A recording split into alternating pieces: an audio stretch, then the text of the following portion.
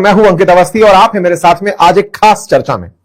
Finally किसी के अंदर तो इतना बूता हुआ कि वो अमेरिका के टैरिफ के ऊपर अनएक्सेप्टेबल कह पाया और एक नहीं, एक साथ यूरोप के 8 देश निकल कर आए और उन्होंने साफ कहा कि डोनाल्ड ट्रंप ग्रीनलैंड की संप्रभुता के लिए, सॉवरेनिटी के लिए हम अब आपके सामने खड़े होंगे। पाकिस्तान से तो अच्छी स्थिति है फ्रांस की और ब्रिटेन की, इनको खुद के ऊपर शक्ति का ज्ञान ही नहीं था। भाई खुद भी तो न्यूक्लियर बॉम्ब रखकर बैठे हैं, दुनिया की न्यूक्लियर सबमरीन, पावरफुल वेपन्स, तमाम प्रकार की सुविधाएं फ्रांस और ब्रिटेन रखकर बैठे हैं, फिर भी वो अमेरिका के पीछे चल रहे हैं। तो ये तो इनके अंदर से खत्म हुआ पुरुषत्व है ना, इसके अंदर कोई दिक्कत तो है नहीं। इनको अब रियलाइज हो रहा है कि यार न्यूक्लियर बॉम्ब तो हमारे पास भी है, और जब हमारे पास है तो हम किस बात से डर रहे हैं।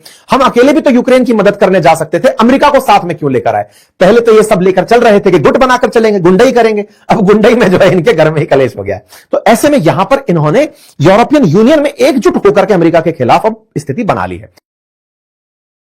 कोई बात नहीं साहब, ऐसे में यह खबर जब बनती है तो तब इस पर प्रतिक्रियाएं आना शुरू होती हैं। लोग अमेरिका के अंदर भी लिखना चाहते हैं कि भाई ये ट्रंप कर क्या रहे हो। एक अमेरिकी सीनेटर लिखते हैं कि destroying our closest alliance to take Greenland. आप सभी साथियों से कि हम आप लोगों के लिए दिन पे दिन बेहतरीन कंटेंट, वेल रिसर्च कंटेंट लेकर आते हैं और आपको यूट्यूब का एक स्टैटिक्स दिखाते हैं। संभवतः आपको मेरी अपील का कोई मतलब समझ में आएगा। साथियों, मैं अक्सर आपसे कहता हूं कि आप में से जो लिसनर्स हैं मेरे, उनमें से 44% लिसनर ऐसे हैं जिन्होंने हमारे सेशन को सब्सक्राइब नहीं किया है, चैनल को सब्सक्राइब नहीं किया। ये YouTube का एल्गोरिदम है जो मैं आपको दिखा रहा हूं। 44%, लगभग आधे लोग ऐसे हैं जो हमारा सेशन सुनते हैं लेकिन सुनने के बाद भी बिना सब्सक्राइब किए चले जाते हैं। ऑन एन एवरेज मेरा सेशन 20 मिनट से ऊपर का होता है, लेकिन सब्सक्राइब करने में फ्रैक्शन ऑफ सेकंड, लगभग 0.19 सेकंड लगता है क्लिक करने में, जिसका कोई चार्ज नहीं है। लेकिन फिर भी आप मेरी अगर सुनवाई नहीं करते तो यह थोड़ा दुख देता है। अगर आप सहयोग करते हैं जिससे कि हमारा मोटिवेशन बढ़े तो हमारे लिए बहुत ही अच्छा रहेगा। खैर, यह सत्य है, अपने सबसे निकटतम सहयोगियों को अमेरिका ऐसे कैसे कर सकता है पूरी तरह से। There is no credible reason to threaten to take Greenland. ये अमेरिका के अंदर न्यूज चलना शुरू होती है कि भाई इससे केवल और केवल पुतिन को फायदा हो रहा होगा, वो खुश हो रहे होंगे। आज तो इस खबर को सुनने के बाद इंडिया में बैठे लोगों को फायदा हो रहा होगा, खुशी हो रही होगी कि इंडिया ने जो स्टैंड लिया ना वो बहुत बढ़िया स्टैंड था, क्योंकि इस व्यक्ति के सामने अगर कुछ भी बोलते तो हम अपना नुकसान कराते, शांत रहे, अपने आप जल रहा है खुद की आग में। तो ऐसे में इंडिया अभी तक 50% टैरिफ झेल रहा है। ठीक है, तुमको जो लग रहा है करते चलो, हम साथ में चल रहे हैं। ऐसे में पुतिन केवल सेलिब्रेट कर रहे हैं क्योंकि उन्हें पता था कि ये आग एक दिन इन लोगों को खुद जलाएगी, और वो जल रहे हैं। चैनल पर नए हैं तो चैनल को सब्सक्राइब कर लें, बाकी अपनी राय कमेंट बॉक्स में खुलकर रखें। गुजारिश बस यही रहेगी कि आप जितना संभव हो अपने साथियों के साथ इस सेशन को साझा करें। इतनी एनर्जी आपके साथ खर्च करते हैं, मर्जी आपकी है। चलिए, ये जो स्थिति बनकर आई है इसका इंतजार बहुत समय से हो रहा था। पहले रीढ़ की हड्डी रूस में तलाशी जा रही थी कि वेनेजुएला के संकट के बाद रशिया वालों तुम वेनेजुएला के लिए आकर खड़े होंगे, नहीं हो पाए। ईरान के लिए तलाशी जा रही थी चाइना से कि भैया तुम $400 बिलियन की डील कर बैठे हो। आज ईरान के अंदर सत्ता परिवर्तन के लिए वो तुम्हें याद कर रहा है कि आओ और हमें बचाओ, तुम निकल कर नहीं आए। अब तीसरी जात जो निकल कर आ रही है वो इसके लिए कि ग्रीनलैंड के लिए तो कम से कम यूरोपियन देशों निकल कर आओ। इनकी मजाक बनना शुरू हुई थी जब इन्होंने चंद मुट्ठी भर सैनिक भेजे, कहते हुए कि डेनमार्क की रिक्वेस्ट पर भेज रहे हैं। ये तो मजाक खेल रहे थे, ट्रंप ने सीरियसली लेते हुए इनको भी 10% टैरिफ से जब टिका दिया तो इनके अंदर का बचा हुआ स्वाभिमान बाहर निकल कर आया कि अरे ये तो हमारे साथ बेइज्जती हो गई, और बेइज्जती हो गई है तो अब तो हम इसके खिलाफ नहीं बोले तो लोग इतिहास में ये भूल भी जाएंगे कि कभी विश्व की ताकत ब्रिटेन और फ्रांस हुआ करते थे। इन सब के अंदर की निकली हड्डी वापस बाहर आई।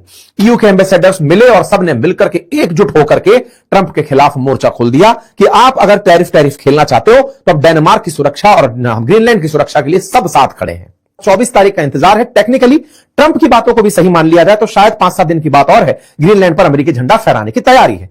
लेकिन इस बीच में यूरोपियंस को याद आया कि हम ताली बजाने गए थे वेनेजुएला के लिए, ये तो हमारे घर में आदमी आ गया है। ऐसे में इसको बचाने के लिए ब्रिटेन, फ्रांस, जर्मनी सब साथ आए। ये भी अपनी पाठशाला का सेशन है, मैंने उस पर 2 दिन बाद ये किया था। जो हमारे साथी वहां जुड़े हुए हैं उन्हें ये जानकारी होगी। अंकित इंस्पायर इंडिया पर ग्रीनलैंड हमने काफी दिनों से डिस्कस नहीं किया है। एनीवे, फिर भी मैं आपको अपडेट देता चल रहा हूं। उसके बाद यह होता है कि जैसे ही ये खबर बाहर आती है, ये सब लोग एक साथ निकल कर आते हैं और कहते हैं कि यार सुनो, ग्रीनलैंड खुद नाटो का हिस्सा है, डेनमार्क नाटो का हिस्सा है, यूरोप पूरा की पूरा नाटो के अंदर मेजरली एग्री है। 32 देश हैं जिन्होंने कसमें खाई हैं कि हम पर अगर कोई हमला होगा सब मिलकर उसके खिलाफ लड़ेंगे, लेकिन हमारा ही कोई साथी हमें खाने आ जाएगा तो उसका हम क्या करेंगे। तो ऐसे में ये सब लोग इकट्ठा होना शुरू होते हैं और बार बार ट्रंप को याद दिलाते हैं कि सर देखिए, आपसे तो आपको चिंता किस बात की है कि चाइना और रशिया आकर डेनमार्क खा जाएगा या फिर ग्रीनलैंड पर कब्जा कर लेगा? सर हम तो सब नाटो कंट्री है ना, हम एकजुट होकर चलते हैं ना उसकी हिफाजत करने। कौन आ रहा है जरा बताइए? 150 साल से आप कह रहे हैं कि ग्रीनलैंड पर रशिया चाइना आ जाएंगे, रशिया चाइना आ जाएंगे, कहां से कोई आया? और अभी भी आपको डर लगता है तो हम चलते हैं ना पूरी फोर्सेस लेकर ग्रीनलैंड पर, आने देते हैं, देखिए कौन आता है, हम सुरक्षा करेंगे। नाटो के नाम पर सुरक्षा करने ग्रीनलैंड चलते हैं, क्यों आप हमसे इसे छीनने की बात कर रहे हैं? ये सब एकजुट होकर आते हैं। ट्रंप को यह बात मैनेज नहीं होती है। ट्रंप कहते हैं कि सुनो बहुत हुआ, अगर कोई भी कंट्री मुझे ग्रीनलैंड लेने में बाधा पैदा करेगा, मैंने एक नया हथियार ढूंढ लिया जिसका नाम है टैरिफ, मैं टैरिफ लगा दूंगा। ये परसों ये बात बोलते हैं, ये बेचारे अवाक रह जाते हैं कि हैं हम पर भी टैरिफ लगा दोगे, हम तो आपके हर समय साथ थे। ये वो वाली बात है कि भाई भस्मासुर बना दिया तुमने उसको। अब ऐसे में यहां पर यह आदमी सबकी सब परेशान कि हम लोग तो साथ आए थे यूक्रेन में, हम लोग साथ आए मादुरो के केस में, भारत के केस में, चाइना के केस में, हर बार तो हम आकर ट्रंप तुम्हारे साथ खड़े रहे, तुम हम पर ही लपेट दिए। तो भाई साहब इन सबको बहुत बुरा लगा। इसके चलते फिर हमने एक सेशन 15 जनवरी को आपके सामने अपनी पाठशाला पर किया था, जिसमें यह जानकारी दी थी कि इन्होंने अपनी फोर्सेस भेज दी थी ग्रीनलैंड के अंदर, इन यूरोपियन देशों ने। और जब यूरोपियन देशों ने यहां पर फोर्सेस भेजी, यह भी अपडेट मैंने आपको दिया था। फोर्सेस भेजने की ये तस्वीरें हैं जिसमें यूरोप के देश यहां पर डेनमार्क के कहने पर तस्वीर फोटो को भेज रहे हैं, सेना भेज रहे हैं। देखिए ये सब लोग क्या कर रहे हैं, बार बार ट्वीट इस तरह से डाला ताकि ट्रंप की निगाहों से हम बचे रहें। मैक्रोन कह रहे हैं कि डेनमार्क के कहने पर हमने अपनी फोर्सेस को आर्कटिक क्षेत्र में रिहर्सल करने भेजा है। ठीक है, जर्मनी, जितने भी देश थे, नॉर्वे, सब ने एक ही लाइन बोली, डेनमार्क के कहने पर हम फोर्सेस भेज रहे हैं। इनने सबने फोर्सेस भेजी। फोर्सेस यहां पर गई शुरुआत में तो यह दिखाने के लिए कि हम तो केवल अभ्यास करने जा रहे हैं ग्रीनलैंड में अगर युद्ध की स्थिति बनती है। अमेरिका से नहीं, ग्रीनलैंड को अमेरिका ने कह रखा है कि ग्रीनलैंड में फ्रांस, उसका रूस का और चाइना का संकट है, तो ऐसे में अगर संकट आता है तो उससे बचा कैसे जाएगा, उसका अभ्यास करने के लिए हम आए हैं। यहां पर सैनिक दिखाई देने शुरू होते हैं। ट्रंप को लगता है बेटा मेरी बिल्ली मुझको ही म्याऊ, मेरे साथ रहकर मेरे कारण से सुरक्षा पाने वाले तुम लोग, नाटो के पैसे पर सुरक्षा पाने वाले लोग आज मेरे खिलाफ अभ्यास करने आ गए हो। तुमको मैं जानता हूं, तुम रूस और चाइना के डर के लिए यहां नहीं आए हो, तुमको डर है कि अमेरिका यहां पे ना आ जाए, और तुम हो तो सभी सब लकड़ बग गए ना, तुम भी तो मीट लूटने आए हो, तुम भी तो चाहते हो ग्रीनलैंड का कुछ हिस्सा हमें भी मिले। भाई साहब ट्रंप इस बात से खिसिया गए कि अच्छा बेटा। इधर यहां पर युद्ध की रणनीति बनाते हुए कुछ तस्वीरें बाहर आ जाती हैं। यहां पर बैठ करके मेजर जनरल, जिन्होंने कभी अफगानिस्तान में अमेरिका के साथ मिलकर, डेनमार्क का मेजर जनरल जो जाकर अफगानिस्तान में अमेरिकी सेना के साथ में जाकर युद्ध लड़ा था तालिबान के खिलाफ, वो यहां पर सेना लेकर पहुंचा है। उसी के नेतृत्व में सारा अभ्यास चल रहा है। जब उसके नेतृत्व में सारा अभ्यास चल रहा है, मेजर जनरल सोरेन एंडरसन है, इनसे पूछा गया कि क्या आप अमेरिका के खिलाफ लड़ेंगे? इन्होंने कहा देखिए हम राजनीतिक बयानबाजी से दूर हैं और ये हाइपोथेटिकल सिचुएशन है फिलहाल के लिए तो, लेकिन हां हमारा काम दिया गया है कि हम अभ्यास करें, हम अभ्यास करने आ गए। युद्ध किससे लड़ना है नहीं पता, इसको तो पता है। ये आदमी युद्ध अब भी नहीं लड़ेगा, बड़ा स्मार्ट आदमी है।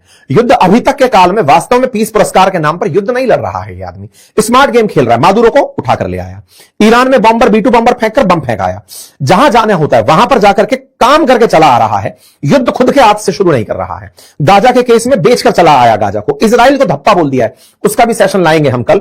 उसमें भी इजराइल के साथ खेला कर दिया इस आदमी ने। वहां पर एग्जीक्यूटिव बोर्ड में शामिल होने के लिए देशों से कहा कि $1 बिलियन दोगे तो हम तुमको साथ में लाएंगे। गाजा का तो इसने जो हद हालत मचाया, मतलब यह आदमी एक नंबर का नेगोशिएटर बनकर आया भाई। ईरान और गल्फ कंट्री, GCC कंट्रीज जो है ना, उनको इसने इतना त्रस्त कर लिया कि मैं ईरान पे गोला फेंकूं, वो सब बोले सर मत मारो, ईरान को अगर आप मारोगे वो हमको मारेगा, हमारा पूरा ट्रेड रुक जाएगा। भाई साहब उल्टा ऑफर दे दिया कि बेटा ऐसा है कि अगर मैं उनको मारने गया, ईरान को मारा तो वो तुमको मारेगा, तुमको बचाना चाहते हो अगर तुम, तो मैं गाजा लेने जा रहा हूं, चुप रहना। भाई साहब ये बेचारे इसके दबाव में आकर के ये सारे GCC कंट्री जो मुस्लिम वर्ल्ड के बने घूम रहे हैं ना, अपने आप में सब चुप्पी मारकर बैठ गए। गाजा की खबर सुन रहे हो आजकल? कहीं कोई खबर नहीं आ रही। ये आदमी कंप्लीट गाजा बेचने के प्लानिंग में चल रहा है, क्लीन स्वीप कर रहा है, वहां पे सफाई मरा दे रहा है, इजराइल को भी साइड में हटा दे रहा है। सुन, गाजा पे मैं बैठूंगा। अच्छा, गाजा का जो स्ट्रेटेजिकल लोकेशन है वो बड़ा खास है, मेडिटेरेनियन सी के बिल्कुल पूर्वी किनारे पर अगर अमेरिका का बेस हो, इससे बड़ा क्या होगा? मिडिल ईस्ट में आज अमेरिका को इजराइल झेलना पड़ता है क्योंकि उसे मिडिल ईस्ट पर अपना कंट्रोल रखना है। वो कह रहा है मैं खुद का बनाऊंगा शहर, तुम क्या कर लोगे? ये अलग चल रहा है भाई। ये नेगोशिएटर तगड़ा है। मोदी जी को बोला था इज ए ग्रेट नेगोशिएटर, लेकिन सीख गया है ये। ऐसे में भाई साहब इन्होंने अपनी तरफ से कल निकल करके बढ़िया मुंह धोकर के ट्वीट मार दिया कि सुनो सेना भेजने वालों, तुम्हें लगता है कि तुम बढ़िया से ग्रीनलैंड की हिफाजत कर सकते हो? तुम्हारे पास 2 कुत्ता गाड़ी है डेनमार्क वालों, जिससे तुम वहां की सुरक्षा करने की सोचते हो। अंदर तक जानता हूं कुछ नहीं है, तुम्हारे हींग की कोथड़े में बांस ही बांस है। ऐसे में 8 देश मैंने देख लिए हैं जो डेनमार्क का साथ दे रहे हैं। Denmark, Norway, Sweden, France, Germany, UK, Netherlands और फिनलैंड। सब समझ जाओ तुम सबके ऊपर मैं टैरिफ का गेम खेलूंगा। 10% टैरिफ 1 फरवरी से, साथ देने की कीमत, क्योंकि तुम लोग नहीं चाहते कि डेनमार्क हमें ग्रीनलैंड दे, तुम उसे उकसा रहे हो, लो बेटा 10% टैरिफ दो। और हां, यही स्थिति बनी रही तो 1 जून से 25% टैरिफ देना होगा। भाई साहब ने धमकी भरा पत्र जारी कर दिया। यह धमकी की कल्पना कभी भी यूरोपियन देशों ने नहीं की थी कि यह हमारे साथ कैसे कर सकता है। ये बेचारे सबके सब देश, ये तो चीयर लीडर्स थे, ये तो ट्रंप के साथ वाह ट्रंप वाह के नारे लगाया करते थे, G7 में खड़े होकर के अपने आप को बड़ा सूटेड बूटेड समझते थे।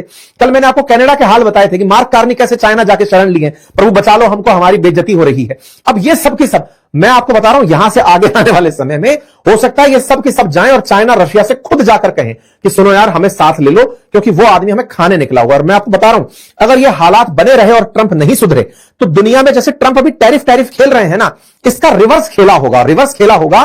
दुनिया के सारे देश लामबंद होकर के एक्सपोर्ट बैन मार देंगे।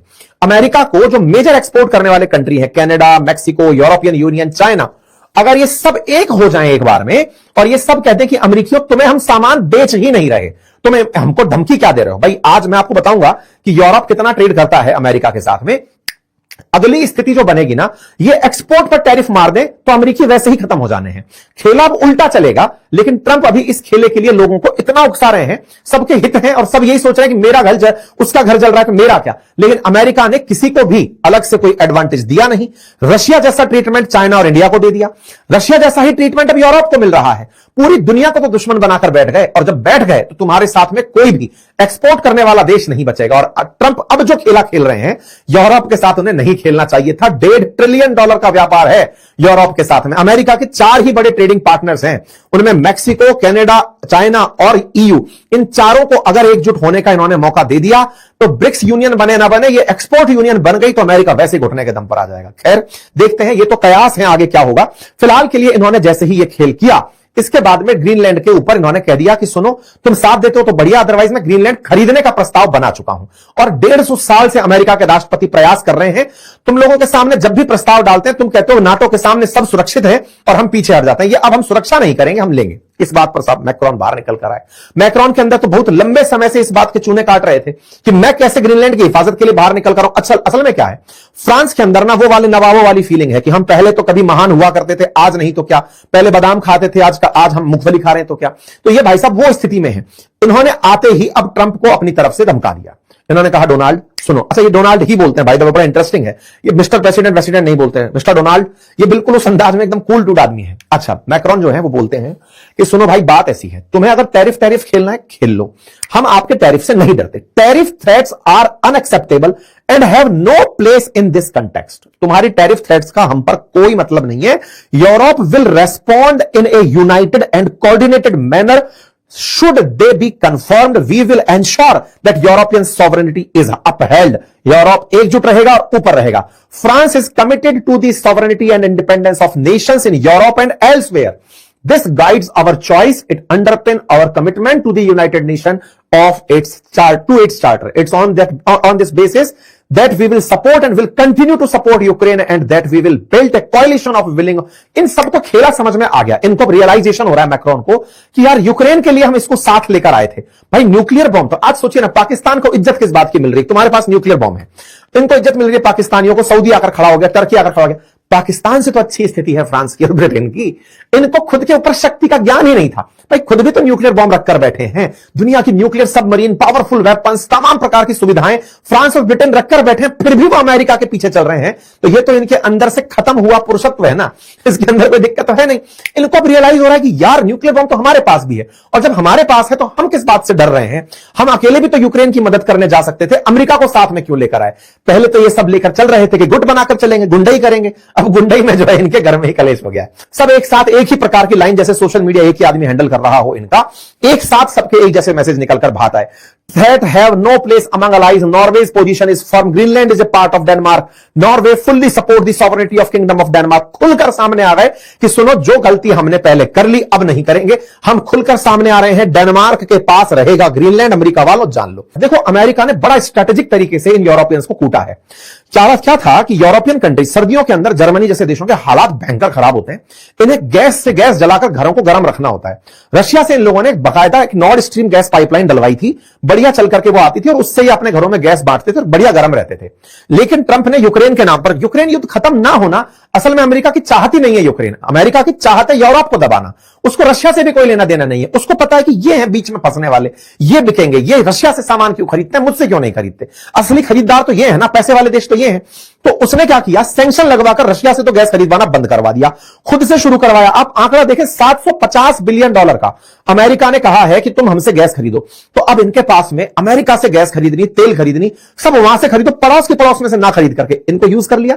इनको यूज कर लिया किस तरह से कि तुम $150 बिलियन मुझसे कमाते हो। भाई तुम $150 बिलियन कमाते हो, इसकी एवज में 7, 6, 6, 12, 13, 1350 बिलियन, तुम 10 टाइम्स ज्यादा का इन्वेस्टमेंट ले जा रहे हो। अमेरिका ने चाल चली है, यूरोपियंस को समझ में आया कि यार तो हमारे साथ खेला हो गया। ऐसे चलते में ये सब लोग अब खेल को समझ चुके हैं।